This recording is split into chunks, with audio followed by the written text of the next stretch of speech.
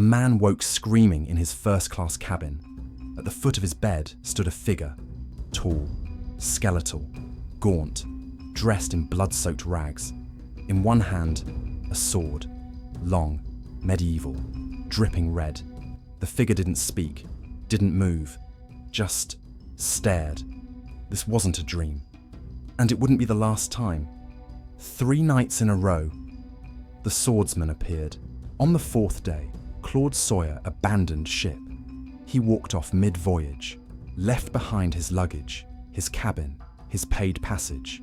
He left behind 211 passengers and crew. They thought he was paranoid, superstitious, crazy. 2 days later, the ship vanished. No distress signal, no wreckage, no bodies. Every single person aboard, gone. Had the swordsman come to warn him or to claim the others? This is the story of a ship that disappeared in 1909. A modern vessel, steel hull, triple expansion engines, built to be practically unsinkable. Some ships sink, some burn, some run aground and rust away on forgotten shores, but some just vanish, like they sailed off the edge of the world. And before this one disappeared, there was a warning. July 1909, the age of certainty. The British Empire stretched across the globe. Engineers spoke in absolutes: steel, steam, progress. The ocean had been conquered, or so they believed. The SS Waratah was new, launched just a year earlier, September 1908. Built in Glasgow by Barclay, Curle and Company. 9,339 tons, 465 feet long, twin screws, triple expansion engines, 4,800 horsepower. She was designed for the Australia to England route, the Blue Anchor Line's pride. 100 first-class cabins, electric lighting, ornate dining saloons, promenade decks under canvas awnings. The advertisements promised comfort, steadiness, safety. But from the beginning, something was wrong. Passengers complained. The ship rolled, not gently, not naturally. She would lean to one side, hang there, like she was deciding whether to come back up. Then slowly, she would correct. The officers dismissed it. New ships need time to settle, they said, but the Waratah never settled. By July 1909, she'd made only 3 round trips, and on the 4th, the final voyage, she carried a deadly combination: 211 passengers and crew, and a cargo hold packed with lead, thousands of tons of it, ingots, ore concentrates, dense, unstable, granular, the kind of cargo that shifts, that flows like liquid when things go wrong. Sitting low in her belly, pressing down, waiting, she departed Durban, South Africa, on July 26th, bound for Cape Town, a 3-day coastal run, routine. She should have arrived on the 29th, but she never made it. No distress signal, no lifeboats recovered, no confirmed wreckage. She just stopped existing. His name was Claude G. Sawyer, 50 years old, an engineer, not a superstitious man, not prone to panic or fantasy, a professional who'd crossed oceans more times than he could count.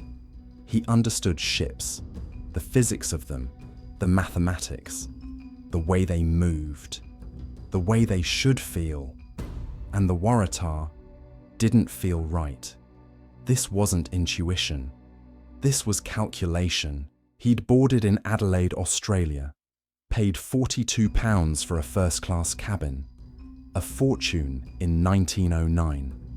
The voyage across the Indian Ocean started well enough. Good weather, calm seas, roast beef in the dining room, cards in the smoking lounge. But Sawyer couldn't shake the feeling. The roll, in moderate seas, nothing dangerous. The ship would lean 5 degrees, 10 degrees, and she would hang there, like she was balanced on a knife edge.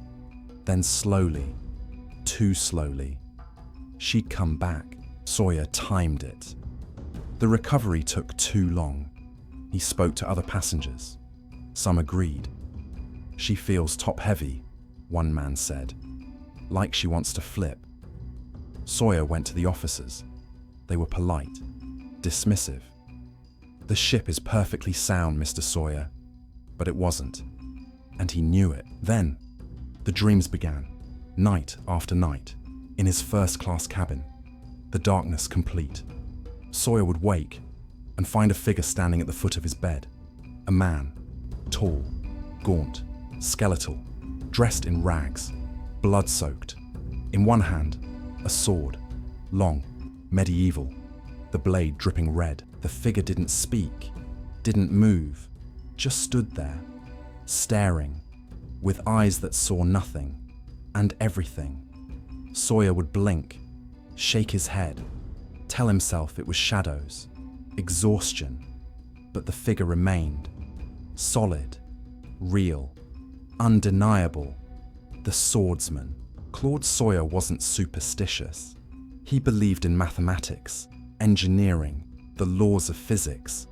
But the swordsman came every night, and the ship kept rolling. The sword was raised, Sawyer would later say, like an executioner's blade, a warning carved in blood. By the time the Waratah docked in Durban on July 25th, Sawyer had made his decision. He gathered his belongings, walked down the gangway, set foot on solid ground. Other passengers stared. Who leaves a voyage halfway through? Sawyer didn't care. He sent a telegram to his wife in London. 8 words. Thought Waratah top-heavy, landed Durban. The next evening, July 26th, the Waratah departed without him. 128 crew, 83 passengers, families, children, newlyweds. Sawyer stood on the dock, watched the ship's lights fade into darkness. He never saw her again, and he spent the rest of his life wondering, had the swordsman come to warn him, or to claim the others? Morning of July 27th, 6 a.m. The cargo steamer Clan McIntyre spotted her, off the coast, near the mouth of the Bashi River. Signal lamps blinked across the water. Routine, professional. What ship? SS Waratah. Blue anchor line. Fair weather to you. The Waratah was making good speed. Engines steady. 12 knots. She overtook the McIntyre, disappeared into the morning haze. The captain made a note in his log. Nothing unusual. Nothing wrong. It was the last confirmed sighting, but there was another witness, one whose testimony would echo for a century. That evening, July 27th, the sea was rougher now. The SS Harlow, another cargo ship, was travelling the same waters. Her captain Owen was on the bridge, making notes, checking their position. An officer called out, "Captain, large steamer, bearing south." Owen raised his binoculars. Through the gathering darkness, he could see a passenger ship, 2 funnels, substantial tonnage. It looked like the Waratah, but something was wrong. The ship was producing smoke, thick, black, not the pale grey of normal combustion, but dark, billowing, the kind of smoke that suggests fire. Owen watched, waited. The smoke kept coming, and then he saw it. 2 bright flashes, quick, sharp, white against the darkening sky, like distress rockets or boilers exploding. And then the lights vanished, not gradually, not like a ship steaming into the distance. Instantly, one moment, there, the next, gone. Owen stared through his binoculars. 5 minutes, 10, 15, nothing. He lowered them slowly, made a note in the log, observed large steamer, excessive smoke, 2 flashes, lights disappeared suddenly. The Harlow continued on. No wreckage spotted, no calls for help heard. Captain Owen assumed he'd been mistaken. Distance, the storm, tricks of light. But in his gut, he knew. He'd just watched a ship die. When the Waratah didn't arrive in Cape Town on July 29th, there was no immediate alarm. Ships were delayed all the time. Weather, engine trouble, diverted course. The Blue Anchor Line waited. The families waited. 1 day, 2, 3. By August 1st, the newspapers began to whisper, "Steamer overdue."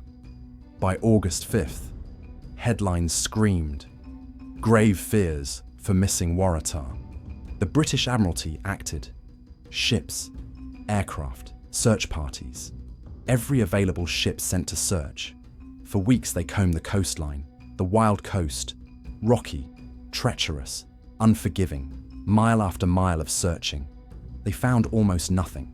A deck chair, unconfirmed, an oar, maybe. A cork life preserver with Waratah on it, washed up months later in New Zealand, thousands of miles away. But the crucial things, the things that tell a story, were absent. No bodies, no main wreckage, no lifeboats, no cargo spilled across the seabed, no luggage, no personal effects, no debris field.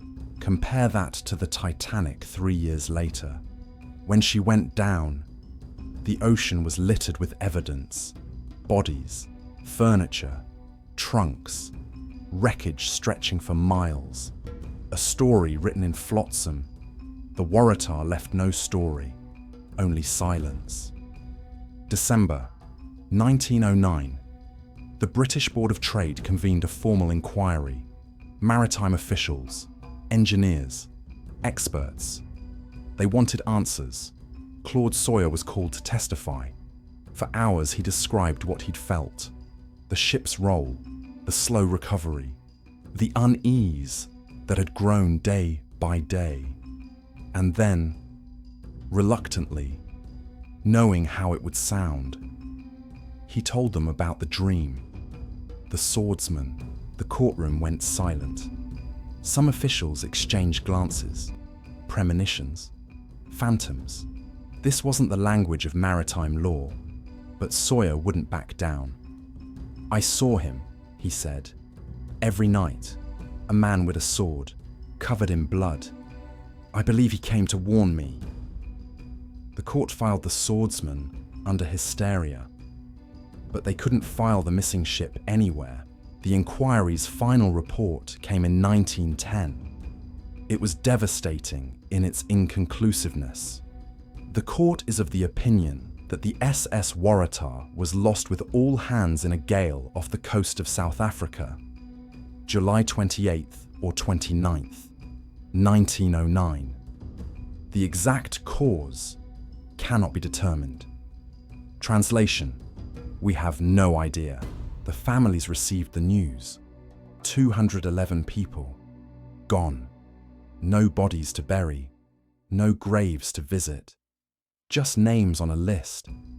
The ocean had swallowed them whole, but the mystery wouldn't die. For 90 years, nothing. Then in 1999, maritime explorer Emlyn Brown claimed a breakthrough. Working with the National Underwater and Marine Agency, he identified a wreck matching the Waratah's dimensions. Sonar images, coordinates, certainty. Newspapers around the world announced, "Waratah found after 90 years." In 2001, a diving team descended. It was a World War II freighter, the ocean's cruelest joke. Today, 116 years later, the SS Waratah remains lost, Somewhere beneath the cold waters off South Africa, 9,339 tons of steel lie in darkness, along with 211 lives. There are two theories, both terrifying in their plausibility. The wild coast. Even the name is a warning. This stretch of South African shoreline has claimed more ships than almost anywhere on Earth. The Grosvenor, the Birkenhead, the Oceanos, and likely the Waratah. The reason? Geography. Two massive ocean currents collide here. The warm Agulhas meets the cold Benguela. Where they meet, chaos, storms without warning, hurricane-force winds in minutes, and the waves. In 1909, rogue waves were considered myth, but they're real.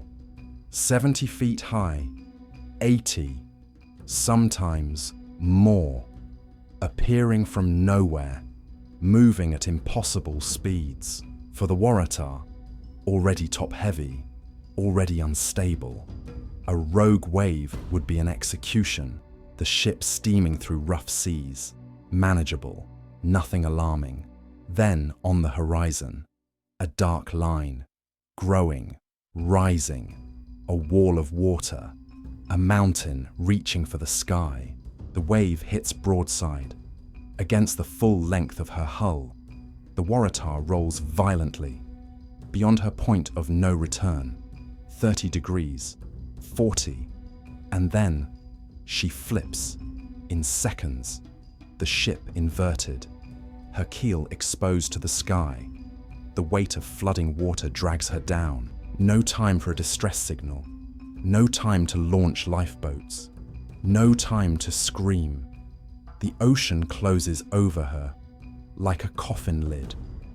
This explains the silence, the suddenness, the absence of debris. When a ship sinks inverted, everything is trapped inside.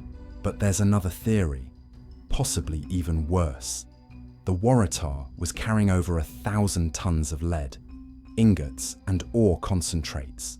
Lead ingots are solid, predictable, but ore concentrates are granular, powder-like, and when a ship rolls heavily, granular cargo behaves like liquid. It flows, shifts, liquefies.